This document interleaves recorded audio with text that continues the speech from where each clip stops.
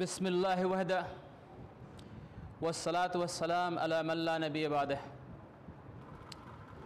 इख्वती व अहली व शीरती व उलमाउना व अमीरना अहय्यकुम बित्तहिय्यतिल इस्लामिल खालिदा इन्नस्सलामु अलैकुम व रहमतुल्लाहि व बरकातुहू। मेरे यहाँ आने का मकसद मुफ्ती साहब ने बड़े थोड़े से अल्फाज में बता दिया। जिस दिन से मैंने अमीर साहब का वो वीडियो देखा जिसमें इन्होंने कहा था कि उम्मत की ज़ुबान अरबी होनी चाहिए, चूँकि इस टॉपिक पे मैं पिछले 20 साल से काम कर रहा हूँ, मैंने कहा इससे ज़्यादा मुनासिब शख्सियत नहीं है जिससे मुलाकात की जाए। ये इदारा एक फ़िक्र की बुनियाद पर कायम किया गया था और वो फ़िक्र ये थी मौलाना मुंगेरी रहमतुल्लाह अलैह की कि मुसलमानों की ज़िंदगियों में शिर्क और कुफ्र किसी तरह से दाखिल न हो पाए। ये फ़िक्र थी जिसने उनको शहर से उठा के इस बस्ती में, और उस वक्त बहुत छोटा सा कोई गांव रहा होगा, यहाँ ला के उनको झोपड़ी में बिठाया और यहाँ के लोगों की इस शिर्क और कुफ्र का जो तूफ़ान जो उस ज़माने में उठा था कादियानियत का, उससे बचाने के लिए उन्होंने एक मेहनत शुरू की और जिसमें अल्लाह ताला ने उनको और उनके ख़ानदान को बेइंतहा कामयाबी और कामयाबियों से नवाजा है, और जिसके लिए कोई रेफरेंस की ज़रूरत नहीं है। हिंदुस्तान नहीं बल्कि आलम इससे वाकिफ़ है कि इस फैमिली से अल्लाह ताला ने कितना बड़ा काम लिया। और मेरा ख़याल ये है, बल्कि ये मेरा एहसास है कि इस ज़माने का जो सबसे बड़ा फितना है उससे मुसलमानों को निकालने के लिए भी अल्लाह ताला इस ख़ानदान को इस्तेमाल करेगा, ये मेरा यकीन है। और इसी फ़िक्र के तहत मेरा सफ़र हुआ है। मोहतरम बुज़ुर्ग दोस्तों, जब ख़तरे का एहसास होता है किसी मोमिन को, मोमिन मुहाफ़िज़ भी होता है इस दीन का, मोमिन इस दीन की हिफाजत के लिए जद्दोजहद करता है, कलम से करता है, मैदान में करता है, माल से करता है, और ये हुक्म है अल्लाह का। तो इस जद्दोजहद का हिस्सा बनना हमारे लिए खुशनसीबी होगी। आलम आलम फिरने के बाद मुझे जब पता चला कि इस असर हाजिर का जो सबसे बड़ा फितना है वो क्या है, वो निज़ाम तालीम है। और ये वो निज़ाम तालीम है जिसकी बुनियाद और जिसकी ओरिजिन का हमको कोई आइडिया नहीं है। अरब में कुवैत के अंदर वज़ीर तालीम डॉक्टर मासूमा थी। मैंने उनसे एक सवाल किया कि डॉक्टर साहिबा ये बताइए कि स्कूल कहाँ से आया, तो बिल्कुल ख़ामोश हो गई वो। उन्होंने अपने एजुकेशन सेक्रेटरी को बुलाया, कहा भाई मुझे इसका अंदाज़ा नहीं, तुम बताओ। वो भी यूँ ही देखते रह गए। मैंने कहा ये जो K-12 है, KG-12, जिसको पूरी दुनिया फॉलो करती है, ये आया कहाँ से? फिर इसी तरह हिंदुस्तान में गुज़र हुआ मेरा कई लोगों से, इंस्टीट्यूशन जो चलाते हैं, स्कूल चलाते हैं, उनसे मैंने पूछा कि ये बताएं कि ये K-12 कहाँ से आया हमारी ज़िंदगियों में, जिसको यहाँ से अमेरिका तक फॉलो किया जाता है। तो उन्होंने भी कोई जवाब नहीं दिया, कहा कि इसका अंदाज़ा नहीं है हमको।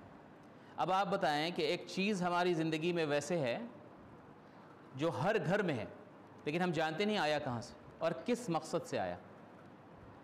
तो उसकी तारीख़ पे थोड़ी सी नज़र डाली जाए। के जो है K-12 का, के जो है उसका नाम है किंडरगार्टन, जिसको LKG हम लोग जानते हैं इस नाम से, LKG और UKG। ये राज इस लफ्ज़ में छुपा हुआ है, LKG और UKG में। इसको किंडरगार्टन कहते हैं, जो अंग्रेज़ी का लफ्ज़ नहीं है, ये एक जर्मन वर्ड है किंडरगार्टन। ये किंडर गार्डन नहीं है, उसको हम गलत बोलते हैं। तो एक खौफनाक शुरुआत है इसकी, कोई कादियानियत से कम नहीं है। ये जो तंजीम चलाई और जिसके पीछे ये मामला चला, और जिसको बाद में अंग्रेज़ों ने अडॉप्ट किया कि ग़ुलाम बनाने का ये बड़ा बेहतरीन निज़ाम है। मैंने अक्सर ये सवाल किया कि ये बताओ, अंग्रेज़ यहाँ आए थे, वो हमारे दोस्त थे कि दुश्मन? हमारे उलमाओं को दरख्तों से लटका दिया था उन लोगों ने। और हज़ारों उलमा ने शहादत पेश की इनका मुकाबला करने के लिए। तो कहा कि हाँ हमारे दुश्मन थे। हमने कहा दुश्मन ने आके आपको स्कूल दिया, ये दुश्मनी की कि दोस्ती? यहाँ पे हम धोखा खा गए। हमें लगा ये हमारे साथ दोस्ती कर रहे हैं, ये हमारा भला कर रहे हैं, जाना नहीं कि इसके पीछे क्या है। तो किंडरगार्टन की जो शुरुआत है उसकी थोड़ी सी तारीख़ मैं आपको बता दूं। 1806 में फ्रांस का बादशाह जो था वो नेपोलियन था, हाकिम। नेपोलियन के बारे में तारीख़ मालूम है लोगों को कि वो उसने मिलियंस ऑफ पीपल को कत्ल किया, मिलियंस, लाखों, बहुत बड़ा वो जाबिर बादशाह था।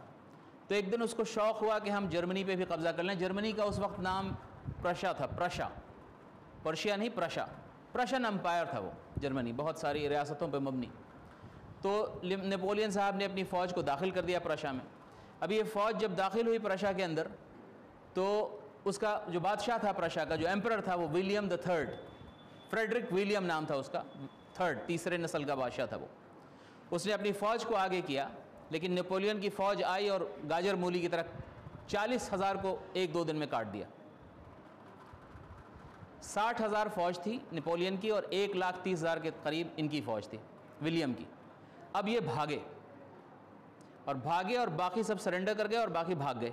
अब ये विलियम कहता रहा कि भाई मुकाबला करो, हमारे पास हथियार भी है और फ़ौज भी आ रही है, कोई नहीं टिका, सब भाग गए। और उसने आके बर्लिन पे अपना झंडा गाड़ दिया, नेपोलियन ने।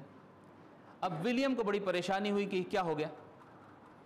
उसने अपने मुशीर बहुत अहम चीज़ होती है तारीख़ में, अपने मुशीर जो उनका फाइनेंस और एजुकेशन मिनिस्टर था, कह लीजिए, यूहान गॉटलिब फेख्ता, ये नाम याद रखने का है। जिस तरह अबू लहब और अबू जहल को हम याद रखते हैं, हर ज़माने के अबू लहब और अबू जहल होते हैं, उस दौर का ये था यूहान गॉटलिब फेख्ता। उसने बादशाह ने कहा भाई क्या हो गया, क्यों हम लोग हार गए, हमारी फ़ौज क्यों मेरी बात नहीं मान रही, हम कह रहे हैं अटैक, फायर, वट, तो वो सुनी नहीं रही मेरी बात। They should follow my orders. तो कहा सर ऐसे नहीं होगा, जिस नस्ल को हमको तैयार करना है, who will follow your orders, उसकी तरबियत बचपन से करनी पड़ती है। कहा कुछ करो। कहा अच्छी बात है, इजाज़त दें हमें। बहरहाल तारीख़ आगे बढ़ी और उसने जो है बॉन में बच्चों को जमा किया, जर्मनी का शहर है, वहाँ बच्चों को जमा किया, 4 से 5 साल के बच्चों को जमा करके उनको रेजिमेंटेशन उसका शुरू किया, stand up sit down, stand up sit down. उस बच्चों के इस मजमे को, जिसकी तरबियत का मकसद क्या था कि एक डिक्टेटर, एक बादशाह के ऑर्डर्स को फॉलो करना था उसको, उस इदारे का, उस एक्टिविटी का नाम उसने रखा किंडरगार्टन। मकसद से हटिएगा नहीं, मकसद ये था कि इसको बादशाह को एक ऐसी फ़ौज देनी है जो बादशाह कहे कि अटैक तो अटैक, डिफेंड तो डिफेंड, यानी जो कहे उसको अमन्ना सदकना। चंद 100 साल गुजरे, उसी जर्मनी में एक शख्स आया जिसका नाम था हिटलर। फिर एक फ़ौज जो किंडरगार्टन, उसी शख्स ने, यूहान गॉटलिब फेख्ता ने तरबियती निज़ाम लिखा KG से 12 तक का, कि किसी भी कौम के लोगों को अगर 12 से 13 साल तक हम अपनी तरबियत में रखें और उसको वो बताएं जो हम उसको बताना चाहते हैं और जिस बेसिस पे उसकी तरबियत करना चाहते हैं, तो ये फिर उसके बाद ये किसी की नहीं रहेगी, वो हमारी हो जाएगी ये कौम। अब ये 13 साल का जो सफ़र बच्चों का हुआ, उसमें सबसे पहले इंसानियत में पहली बार उसने घंटी का इस्तेमाल किया। घंटी बजा के बच्चों को बुलाना शुरू किया उसने।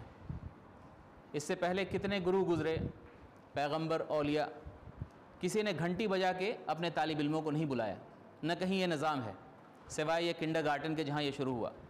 उससे पहले जानवरों के गले में घंटियाँ होती थी, ऊँट है, बैल है, भैंस है, बकरी है, भेड़ है।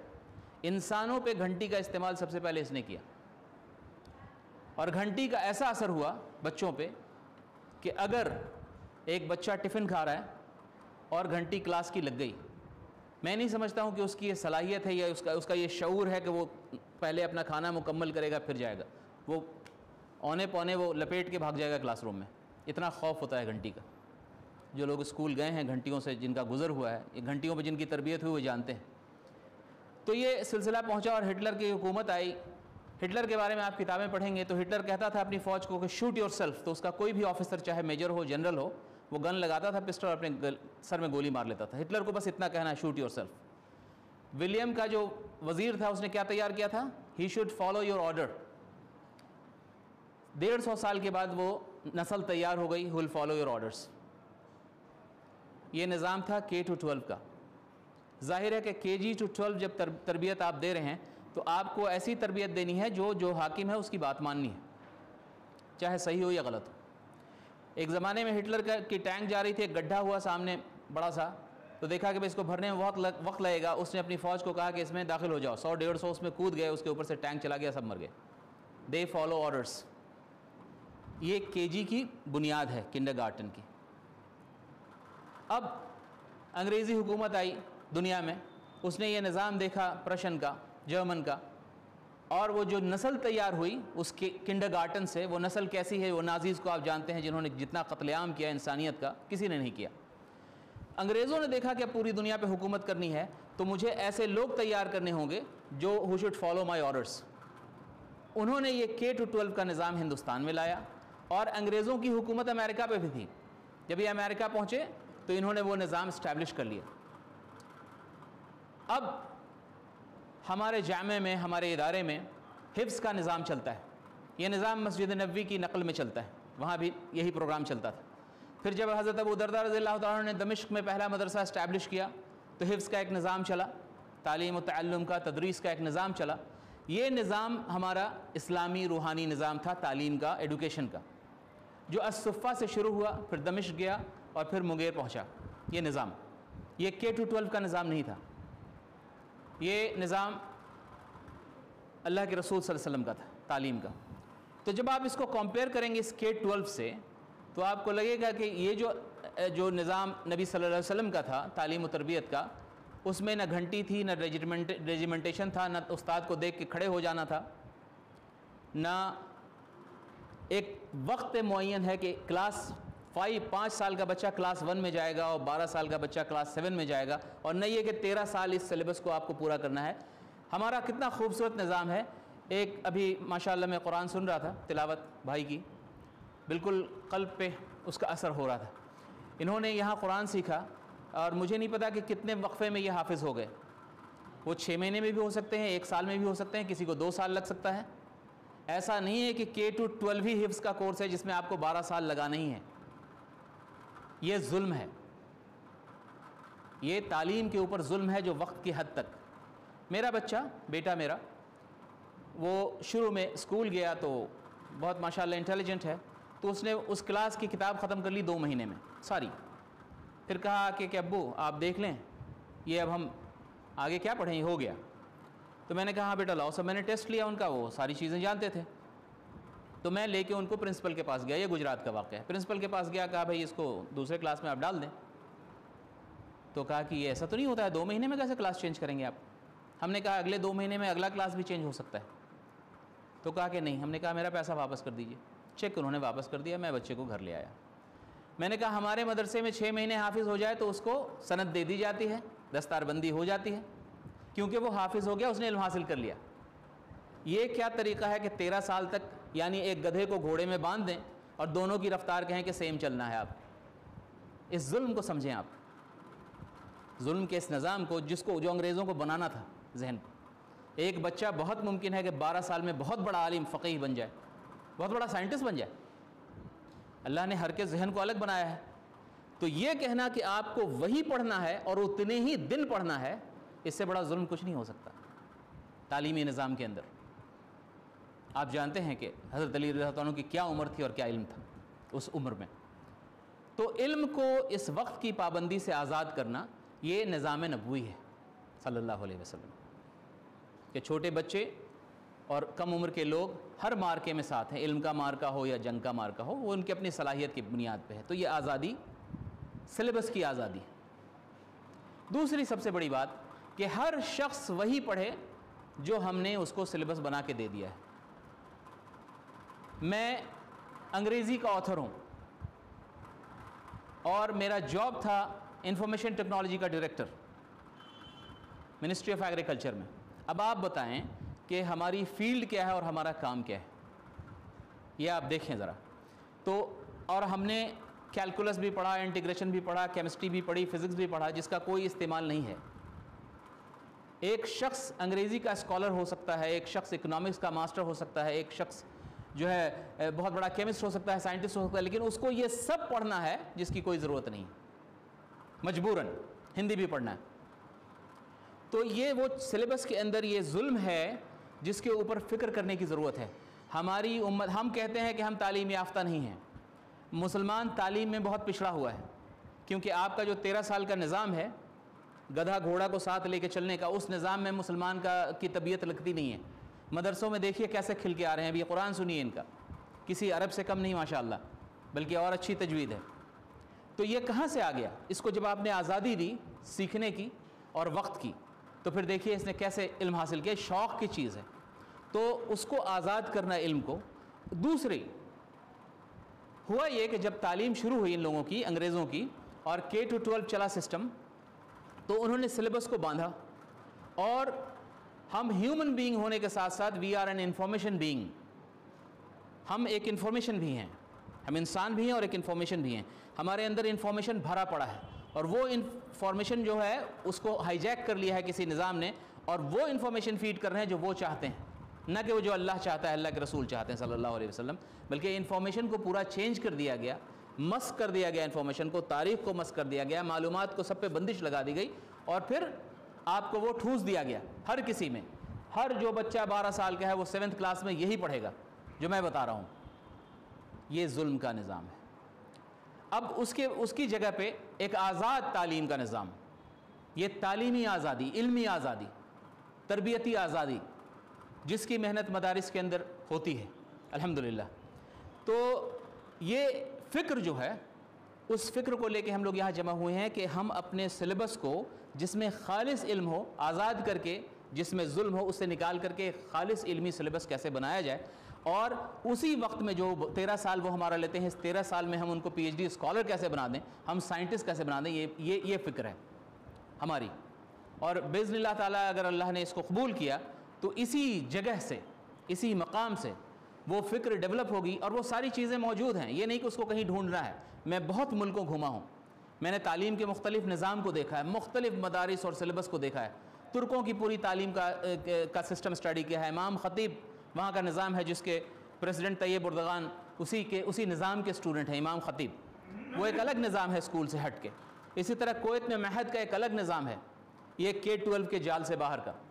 और वहाँ के लोग इतने इंटेलिजेंट हैं कि वो प्रेसिडेंट बन जाते हैं, और एक खौफनाक यूरोपियन सिविलाइजेशन और यूरोपियन जो है फ़िक्रों से अपने मुल्क को आज़ाद करा रहे हैं। वो इमाम ख़तीब के स्टूडेंट हैं, जो एक अलग सिलेबस का हामिल है, वो K-12 का हामिल नहीं है। तो इनकलाबी सिलेबस जो है वो अभी दुनिया में कई जगह वजूद में आ गया है, जो इनकी इस जंजीरी सिलेबस से आज़ाद है। उस पर फ़िक्र होगी इंशाअल्लाह। एक दूसरा मेरा जो टॉपिक है वो है लैंग्वेज का। अब लैंग्वेज के मामले में भी गौर करना है आपको कि हिंदुस्तान जिस वक्त अंग्रेज़ों का जब तसल्लुत हुआ हिंदुस्तान के ऊपर, उस वक्त हिंदुस्तान की इल्मी हैसियत क्या थी दुनिया में, ये जानना ज़रूरी है। अंग्रेज़ आए और अंग्रेज़ी ज़ुबान लाया तो हमारे जितने उलमा थे जो अरबी, उर्दू और फ़ारसी जानते थे, और हमारी कम्युनिकेशन उसी ज़ुबान में होती थी, अचानक सबको जाहिल डिक्लेयर कर दिया। जैसे मैं चला जाऊँ ग्रीस, तो जाहिर है ग्रीस में मैं एक जाहिल आदमी, मैं उनकी ज़ुबान नहीं जानता, मैं कोई काम ही नहीं कर सकता हूँ, आई डोंट नो ग्रीक। तो अंग्रेज़ों ने यह कर दिया कि जिसको अंग्रेज़ी आती है वो पढ़ा लिखा, और जिसको अंग्रेज़ी नहीं आती है वो जाहिल। और ये ऐसी फ़िक्र हमारे अंदर धंसी कि हम अपने वालिदैन को जो अंग्रेज़ी नहीं बोलते थे उनको नीची नज़र से देखने लगे कि अब्बू आप मेरे साथ स्कूल मत चलिए, because you don't speak English, I feel insulted there. ये हो गया एहसास, मैंने देखा है अपने घर में ये, कि जो हमारे कज़न्स स्कूल जा रहे हैं, अब उनकी अम्मी बेचारी सीधी सादी मुसलमान औरत है, तो कहा अम्मी वो पेरेंट्स टीचर मीटिंग है, आप मत चलें, आप अंग्रेज़ी नहीं बोलती हैं, थोड़ा हमको बैकवर्ड फील होगा। ये एहसास जगाया उस अंग्रेज़ी ज़ुबान ने, कहा अंग्रेज़ी ही सारा इल्म है, because you speak English so you are educated. अस्तग़फिरुल्लाह अज़ीम। पढ़ा लिखा वो है जिसको अरबी आती है। सबसे ज़्यादा पढ़ा लिखा मेरा नबी सल्लल्लाहु अलैहि वसल्लम, जिसकी ज़ुबान अरबी। अरबी में 12.25 करोड़ अल्फाज हैं, 12.25 करोड़। अंग्रेज़ी में 5 लाख वर्ड्स हैं। 12.25 करोड़, ये 5 लाख। और ऐसी गूंगी ज़ुबान है अंग्रेज़ी। मैं आपको मिसाल देता हूँ, आप सब अरबिदा हैं। अगर मैं ये कहूँ कि तुमने उसे मार दिया, अंत क़तलता, अगर मैं ये कहूँ कि तुमने उसे मार दिया, अंती क़तलती, अगर मैं ये कहूँ कि तुम दोनों ने उसको मार दिया, अंतुमा क़तलतुमा, अगर मैं ये कहूँ कि तुम औरतों ने उसे मार दिया तो अंतुन्ना क़तलतुन्ना, तुम मर्दों ने मार दिया तो अंतुम क़तलतुम। जबकि अंग्रेज़ी में सिर्फ एक है बेचारा, यू किल्ड हिम।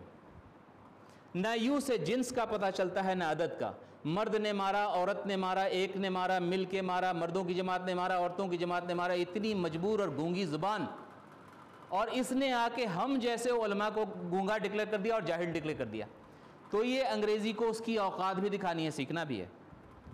अब आइए साहब, अगर कोई ये लिख के दे दे हाकिम को, जज को, कि यू किल्ड हिम, तो जाके हाकिम इस पर कभी फैसला नहीं करेगा किसी मर्द ने मारा है, एक ने मारा है, किसने मारा है, वो पता ही नहीं चलेगा उस ज़बान से। तो इस ज़बान में अदल हो ही नहीं सकता, इंसाफ हो ही नहीं सकता इस ज़बान में, जहाँ ज़मायर तक की तमीज़ नहीं है। इतनी छोटी ज़बान, उस ज़बान की और कमी सुनिए। ये अकेली ऐसी ज़बान है जो मकतूब है, गैर मंतूक़ है, लिखा LIGHT और पढ़ा लाइट। इसमें G और H दोनों एक्स्ट्रा हैं जो खामोश हैं। इसका कोई मतलब नहीं है कि मकतूब है लेकिन गैर मंतूक़ है। देख रहे हैं आप इसको? अब दो हरफ इसमें एक्स्ट्रा लिखा जा रहा है, दो। फिर ये मुर्दा ज़बान है, ये ज़बान मुर्दा है अंग्रेज़ी। अकेली ज़ुबान जो ज़िंदा है वो उसी की ज़बान है। अल-हय्युल क़य्यूम ने जिसको चुना है अपने आखिरी रिसाले के लिए, वो अकेली ज़बान ज़िंदा है, बाकी सारी ज़बान दुनिया में मुर्दा है, इंक्लूडिंग उर्दू, माफ़ कीजिएगा, ये मुर्दा है। तो मुर्दा ज़बान वाले आकर के ज़िंदा ज़बान वालों को सर कर जाएं, ये मुमकिन नहीं है और मुनासिब भी नहीं है। इस इदारे ने अब ये करना है कि ज़िंदा ज़बान से ज़िंदों को ज़िंदगी देनी है और मुर्दों को उनकी जगह पहुँचाना है, इसलिए भी अंग्रेज़ी सीखनी है। छोटी सी मिसाल देखिए, ज़िंदगी की अलामत होती है जब बीज फटता है और उसमें से पौधा निकलता है, इंशिकाक, ये ज़िंदगी की अलामत है। अंग्रेज़ी इंशिकाक से परे है। हमने लिखा कतबा और बीच से यूं तोड़ा और उसमें से किताब निकाली, इंशिकाक हुआ और नमो हुआ, उसके अंदर से तनम्मो, चीज़ें निकली, ज़िंदगी आई, दरख्त बाहर आया और बेशुमार अल्फाज निकले, मकतबा से लेके किताब, कातिब, सारी चीज़ें निकलती गईं। दर्जनों अल्फाज उसको तोड़ के निकाले जा सकते हैं। इसी को अंग्रेज़ी में लिखिए राइट, WRITE। अब इसको हम तोड़ ही नहीं सकते हैं, इसमें से कुछ नहीं निकलेगा, ये बीज है ही नहीं। या तो इधर एक स्लैब लगाएं मुर्दे के और एक स्लैब इधर लगाएं, या तो री राइट करें या राइटर करें। इसके बाईं तरफ कुछ लग सकता है, दाहिनी तरफ कुछ लग सकता है। इसके अंदर कोई सलाहियत नहीं है पैदा हो के नशो नुमा की कोई सलाहियत नहीं अंग्रेज़ी में। तो एक मुर्दा ज़बान, उस पर 2 से 3 महीने से ज़्यादा नहीं दिया जा सकता है, और 2-3 महीने में इसको कफना दफना के अपने पास ले आएँ, ये ज़बान आपकी हो जाएगी। ये मेरा अपना ज़ाती तजुर्बा है जो कई ममालिक में मैंने पढ़ा के देखा है। अरबों को मैंने अंग्रेज़ी सिखाई है, 3 महीने के अंदर वो फ्लुएंट इंग्लिश बोलते हैं और फिर मजाक भी उड़ाते हैं कि बताइए इससे हम इतना डर रहे थे। आज भी बेचारा बहुत सारे गैर मंतूक अल्फाज इतने हैं, वही डिमास्क। अब देखिए ये रेडियो का आर भी खा गए। रेडियो का, अगर आप रेडियो में रेडियो बोलेंगे ना तो वो उसको बुरा लगेगा अंग्रेज़ को। टीचर नहीं बोल सकते हैं आप, टीचर, वहाँ भी खा जाना है आपको। गैर मंतूक चीज़ें हैं बिल्कुल, और ये गैर मंतूक को एक्सेंट बोलते हैं और उसको समझते हैं कमाल है। अमेरिकन एक्सेंट मतलब अमेरिका जो है कितना गैर मंतूक है, कितनी चीज़ें वो नहीं बोलता है, इस पर उसका कमाल है। कहीं इकोनॉमी है, किसी इकनॉमिक्स है, तो ये एक्सेंट को, सिलेबल को लेकर के और उसी को बहुत समझते हैं कि बहुत बड़ी चीज़ है, हालांकि ऐसा कुछ नहीं है। जो चीज़ मकतूब नहीं है उसमें आप जैसे मुंह टेढ़ा करते रहिए और उसको कमाल समझते रहिए। जबकि हमारी जो ज़ुबान अरबी है जिसकी वसअत का कोई ठिकाना ही नहीं, मैंने एक मिसाल दी आपकी। तो अंग्रेज़ी जो ज़ुबान है जो अभी उलमा को सीखनी चाहिए, बल्कि तमाम मुसलमानों को हिंदुस्तान के सीख लेनी चाहिए। 3 से 6 महीना वक्त दे करके, थोड़ा थोड़ा वक्त दे करके इस पर कुदरत हासिल कर लीजिए, फिर इस ज़बान को उसकी औकात में रखिए। और जो असल ज़िंदा ज़बान है, अल-हय्युल क़य्यूम ने जिसको चुना है आखिरी रसाले के लिए, उस ज़बान को आम बनाने की जो फ़िक्र यहाँ शुरू हुई। मैंने अभी विज़िट किया दारुल हिकमा, वहाँ बच्चों के साथ मैं बैठा और मैंने अरबी में गुफ्तगू की उनके साथ, तो मुझे बहुत प्यार आया उन पर। ये मेरे रसूल की ज़ुबान है और अरब में मैं रहता हूँ, अरब के बद्दुओं के साथ, ज़्यादातर रेगिस्तान में, ख़ैमे में। तो वहाँ जो सुनने को मिलती है, मुझे इस ज़बान से प्यार है। हालांकि मेरी मिट्टी यहाँ की है, मैं यहाँ पैदा हुआ, लेकिन मुझे बेइंतहा मोहब्बत है अरबी ज़बान से, और इसीलिए मैं अरब के तमाम ममालिक में सफ़र करता हूँ। और किसी चीज़ के लिए इन लोग जाते हैं पैसे कमाने। हज़ारों लोग यहाँ से गए, पैसे लेके आए, मकान बनाए, लेकिन अरबी लेके कोई नहीं आया, कोई नहीं आया। इंजीनियर साहब हैं, 20 साल बड़ा मकान बना लिया खिदमत करके, आज भी जाते हैं तो आना इनते करते रहते हैं, उनको कुछ समझ में नहीं आता। मैं गया था अपने रसूल की ज़बान से की मोहब्बत में, और वो मुझे मिला वहाँ। तो ऐसे ऐसे उस्ताद से, ऐसे ऐसे माहिरीन ज़बान से मेरी मुलाकात हुई कि एक एक हर्फ, एक एक लफ्ज़ को सीखने के लिए जिन्होंने सफ़र किया है लंबा लंबा। और उसी सिलसिले में क़ुरान की ज़बान पे मेरी तवज्जो जो है उसने खींच ली कि क़ुरान ने जिन अल्फाज का इस्तेमाल किया है वो अल्फाज तो यूनिक हैं, क़ुरान में मुतरादिफ़ात नहीं हैं, जिसको कहते हैं कि सिनोनिम्स इंग्लिश में, क़ुरान में है ही नहीं। पूरा क़ुरान के जो 77,432 लफ्ज़ हैं वो कोई एक दूसरे का मानी नहीं का हामिल नहीं है। ये खूबसूरती है क़ुरान की। तो क़ुरान के हर एक लफ्ज़ को ले करके उस पर हम लोग रिसर्च करें, लग़वी लिंग्विस्टिक रिसर्च हो उस पर। ये एक हमारा मुसलसल काम हो इस इदारे में कि हर एक लफ्ज़ को लें, उसके इंशिक़ाक़, सियाक़ व सबाक़ पे, उसकी तारीख़ पे, उसके इस्तेमाल पे जो सहाबा इकराम रज़ियल्लाहु अन्हुम के ज़माने में होता था, और अभी वो जो इस्तेमाल होता है, अभी किस कॉन्टेक्स्ट में, जिसको मॉडर्न कलिक्वल अरबिक कहते हैं, MSA मॉडर्न स्टैंडर्ड अरबिक, उसमें किस रेफरेंस में ये इस्तेमाल होता है, इस पे बड़ा काम हो। दो बातें और यहाँ के तलबा के लिए, जो अरबी आप सीख रहे हैं, एक नहव और सर्फ के साथ आप चल रहे हैं, क़वाद जो अरबी की है पुराने ज़माने से लिखी आ रही है। मैं अभी जो काम कर रहा हूँ अल्फिया इब्न मालिक का अंग्रेज़ी तर्जुमा कर रहा हूँ। आप लोगों के पास होगी वो किताब और इस्तेमाल होती होगी दर्स व तदरीस में। दुनिया का पहला ग्रामर है जो अशार की शक्ल में है, और मैंने बड़ी कोशिश की है उसका उर्दू तर्जुमा करने की, और मैंने चंद अशार किए हैं, बच्चों को सिखा भी रहा हूँ। तो उसको उर्दू में करके अल्फिया इब्न मालिक, यानी ग्रामर को अगर गा दिया जाए, अरबी ग्रामर को, तो कितना हसीन हो जाएगा वो। तो ये एक काम है जो हम लोग यहाँ कर सकते हैं लैंग्वेज के डेवलपमेंट के एतबार से, कि अल्फिया इब्न मालिक को लेकर के उसको सहल बना करके अपनी ज़ुबान में किसी तरह डाला जाए या अंग्रेज़ी में, फिर वो ग्रामर आसानी से आ जाए हम लोगों को, अरबी ग्रामर। इसी तरह से बहुत से लोगों ने बड़ा बड़ा काम किया है अरबी ज़ुबान के ऊपर, लेकिन असल काम, आप अरबी ज़ुबान का जो असल काम है, जो दमिश्क में हुआ या इराक़ में हुआ, डॉक्टर फ़ादिल सामराई बड़े मशहूर जो है लिंग्विस्ट हैं अरबी ज़ुबान के, वो उनका बहुत बड़ा काम है डॉक्टर फ़ादिल सामराई का। अगर आप देखेंगे उन्होंने कुरानी अरबी पे बहुत काम किया है, एक एक लफ्ज़, एक एक हर्फ पे, और बहुत ज़माने से कर रहे हैं। वो बूढ़े हो चुके हैं, उनसे भी मुलाकात का शर्फ हासिल हुआ है। तो वो तमाम जो निचोड़ है इल्म का, जितना काम हो चुका है अरबी ज़बान की नशो नुमा के लिए अरब में, वो सारा उठा के हम लोग यहाँ ले आए, और उसकी जो है वो मैं कहूँगा ट्रांसफ़र होना चाहिए, transfer of technology, transfer of work जो अरब से हुआ है, और उसमें मैं अपना जो रोल हो सकता है वो निभाऊँगा। तो वो यहाँ आ जाए ताकि पता चले कि मॉडर्न अरबिक की तालीम कैसे हो रही है, और अंग्रेज़ी का तो मसला ही नहीं है, वो इंशाअल्लाह अगर हम लोगों ने मेहनत की तो बहुत जल्दी वो सॉल्व हो जाएगा मामला। अब मैं आपको एक छोटा सा रेफरेंस वीडियो दिखाऊंगा कि जो मैंने अरबों के लिए तैयार किया है, ज़रा उसको आप टेलीविज़न पे चलाएं तो अंग्रेज़ी की जो जड़ें हैं वो आपको दिखा दें। आई मे प्ले फुटबॉल, हो सकता है मैं फ़ुटबॉल खेलूँ, राइट। अब इस तरह से 50 ऐसे अल्फाज हैं, कलिमात हैं टोटल अंग्रेज़ी में, जैसे आपने शुड सुना, मे सुना, कैन सुना, कुड सुना, वुड सुना, ऐसे 50 हैं जिनको स्टाइल कहते हैं। ये 50 स्टाइल, इधर करने वाला और इधर सारे आमाल, ये लैंग्वेज की पूरी कहानी है अंग्रेज़ी की। इतना आसान है ये।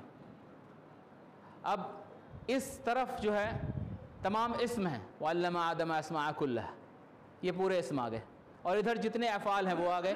और बोलता इंसान इन्हीं 50 दायरों में है, या तो बोलता है या बोल रहा है या बोल चुका है या बोलेगा या बोलना चाहिए या बोल सकता था या हो सकता था बोले या बोलने की उम्मीद है। तो ये कितने हैं? 50 है पूरे स्टाइल, पूरे हर लैंग्वेज में। इन तीनों पे थोड़ी सी कुदरत हासिल कर लें, उसका तरीक़ा भी बता देंगे, थोड़ा सा इसमें ग्रामर आएगा बाद में, बहुत थोड़ा सा, और उसके बाद अंग्रेज़ी ज़बान पे आपकी कुदरत पूरी पकड़ हो जाएगी इंशाअल्लाह। ये है सहूलत। अब अरबी ज़बान जो हमारी ज़बान थी, जहाँ जहाँ इस्लाम गया ज़ाहिर है कुरान गया, और कुरान अरबी में है तो हमारी ज़ुबान कहीं ना कहीं अरबी हो चुकी। अब अरबी ज़ुबान को ख़त्म करने के लिए इन लोगों ने क्या किया, आप देखिएगा कि अरबी ज़ुबान को ख़त्म किया गया पूरी प्लानिंग के तहत। जैसा कि मैंने आपको बताया कि 1806 में यूहान गॉटलिब फेख्ता नाम का वो आदमी आया जिसने तालीम के पूरे निज़ाम को महकूम कर लिया। इसी तरह 1887 में एक शख्स, वो भी यहूदी था, इसका नाम था ज़मानॉफ, एल ज़मानॉफ, ये पोलैंड का था, वो जर्मनी का, ये भी पोलैंड का। इसने एक ज़बान बनाई जिसको कहते हैं एस्परांटो। किस लिए बनाई? स्पेन में 7 साल मुसलमानों की हुकूमत रही, अमवी हाकिम वहाँ पहुँचे और इल्म व अमल का एक ऐसा मैदान खड़ा किया कि दुनिया की जितनी बड़ी इल्मी यूनिवर्सिटीज़ हैं वो सब अंदलूसिया में कायम की गई, और वहाँ से इल्म फैलना शुरू हुआ, इस्लामिक नॉलेज, इस्लामिक इल्म। और इस इल्म को, इस नॉलेज को जब पूरे यूरोप में फैल गया तो ज़ाहिर ज़बान भी फैल गई। उसके बाद जब स्पेन से इन लोगों को, मुसलमानों को निकाला गया, तो अब स्पेन के पास जो है, स्पेन में आज भी 3 से 4 हज़ार स्पेनिश लैंग्वेज के अंदर जो अल्फाज हैं वो अरबी के हैं। अब इसको निकालना था, तो ये शख्स जो ये ज़मानॉफ, एल ज़मानॉफ जो है, उसने एक नई ज़बान बनाई, उस ज़बान का नाम रखा एस्पेरांटो, और उस ज़बान को यूएन ने रिकॉग्नाइज़ किया, यूनाइटेड नेशन ने। आप जाएंगे यूएन की वेबसाइट पे और लिखेंगे एस्पेरांटो, तो बाज़ाब्ता जैसे यूनिसेफ है, यूनेस्को है, वैसे एस्पेरांटो भी है। क्यों बनाया इसको? अरबी को हटाना था। जहाँ जहाँ अरब थे वहाँ तो अरब तो बेचारे मुसीबत में आ गए, और अरबी ज़बान को भी वहाँ से खदेड़ दिया गया। हिंदुस्तान में अरबी ज़बान को पे जो है शक लगाने के लिए या उस पर ज़र्ब लगाने के लिए क्या किया गया, ये देखिए। हिंदुस्तान में खालिस अरबी, कुरान तो खालिस अरबी है, कुरान आया उससे उलमा ने अरबी सीखा, तो ज़ाहिर है उलमा की ज़बान भी अरबी खालिस। अब इसको ख़त्म करने के लिए, इसको तबाह करने के लिए एक ज़बान चली, ईरान से होती हुई, पहाड़ियों से गुज़रती हुई, समेटा सबको, और तुर्कों की अफवाज से गुज़रा, फिर उत्तर प्रदेश से खड़ी बोली उठाई, और उठाते उठाते समेटते समेटते ये सब अरबी की दुश्मनी में हुआ। कमाल की बात सुनिए, ये आदमी इस पे ध्यान नहीं देता है। अरबी की दुश्मनी किन किन ज़बानों को है? एस्पेरांटो खुला दुश्मन है, अरबी हटाइए, एस्पेरांटो लाइए। ऐसे ही एक ज़बान थी फ़ारसी, फ़ारस पूरा इस्लाम में दाखिल हुआ था। क्या ज़बान थी उसकी? मैं पूछता हूँ, अल्लाह के नबी सल्लल्लाहु अलैहि वसल्लम की जो पहली कैबिनेट थी, फर्स्ट, हज़रत सलमान फ़ारसी, क्या वो अल्लाह के नबी से फ़ारसी में बात करते थे? हज़रत सुहैब रोमी, रोम की ज़बान लैटिन है, क्या वो अल्लाह के नबी सल्लल्लाहु अलैहि वसल्लम से रोमन में बात करते थे? हज़रत बिलाल हबशी, स्वाहिली ज़बान है वहाँ की, क्या अल्लाह के नबी सल्लल्लाहु अलैहि वसल्लम के साथ वो स्वाहिली में बात करते थे? सारे मोमिन की ज़बान अरबी हो गई थी। इस्लाम में दाखिल होते ही कुरान की ज़बान उनकी अपनी ज़बान हो गई थी। और जो हम लोग यहाँ बैठ कर के फ़िक्र कर रहे हैं जिसकी, और जिस फ़िक्र के बारे में हज़रत ने फरमाया और मैंने सफ़र किया कि उम्मत की ज़बान अरबी। अब जाहिर है कि जब कोई मुहिम चलेगी तो उसकी मुखालिफ जो क़ुव्वतें हैं वो अपना काम करेंगी, और हम लोगों को इस बात का एहसास होना चाहिए कि लतजदन्ना शद्दन्नास अदावल्लिल्लज़ीना आमनू वल यहूद वल्लज़ीना अशरकू, तो ये ज़बान पे भी लागू होगा। अब ये ज़बान आई यहाँ और आके उसने क्या हाल किया अरबी का, वो देखें आप। अरबी के मुज़क्कर को मुअन्नस कर दिया, वश्शम्स तजरी के यजरी, तजरी के यजरी, मुज़क्कर के मुअन्नस। हमारे यहाँ सूरज निकलता है कि निकलती है? उर्दू में निकलता है ना। अल्लाह ने क्या कहा था? वश्शम्स तजरी। हमारी हिम्मत देखिए, अल्लाह ने जिसको मुज़क्कर डिफ़ाइन किया, हमारी कलेजा देखिए, कलेजा उर्दू वालों का माफ़ कीजिएगा, कि हम सब कुछ बदल देंगे। और ऐसा बदला कि गैरिल मग़दूबि अलैहिम वलद्दालीन में से गज़ब उठाया, जो अल्लाह का गुस्सा था, कहा था क्या गज़ब लग रहे हैं आप। क्या किया उस लफ्ज़ का? किया ने, ये उर्दू ने किया। सारी आप सूरह फातिहा लें तो 8-9 लफ्ज़ उर्दू ने ले लिए, रब भी ले लिया, आलम भी ले लिया, हिदायत भी ले ली, हिदायत साहब नाम रख लिया प्रिंसिपल का। ये सब अल्फाज ले लिए अरबी से और ले के दे के आ रहे हैं कि क्या गज़ब लग रहे हो तुम। ये गज़ब लफ्ज़ इसलिए अल्लाह ने कुरान में दिया था कि तो आप इस तरह से बेहुरमती के साथ उसको इस्तेमाल करें, मीनिंग चेंज कर दें उसका। फ़बिअय्यि आलाइ रब्बिकुमा तुकज़्ज़िबान, कहा कि तुम अपने परवरदिगार की कौन कौन सी नेमतों को ठुकराओगे। नेमत किसने लिखा वहाँ पे, कहाँ से आई नेमत, तो लिखा हुआ नहीं है। और कुरान में कोई सिनोनिम्स नहीं है, मुतरादिफ नहीं है, नेमत लिखी हुई नहीं, तो नेमत आया कहाँ से। आपकी जो मर्ज़ी वो कर देंगे आप। ये उर्दू ने किया, ये जसारत देखिए उर्दू की।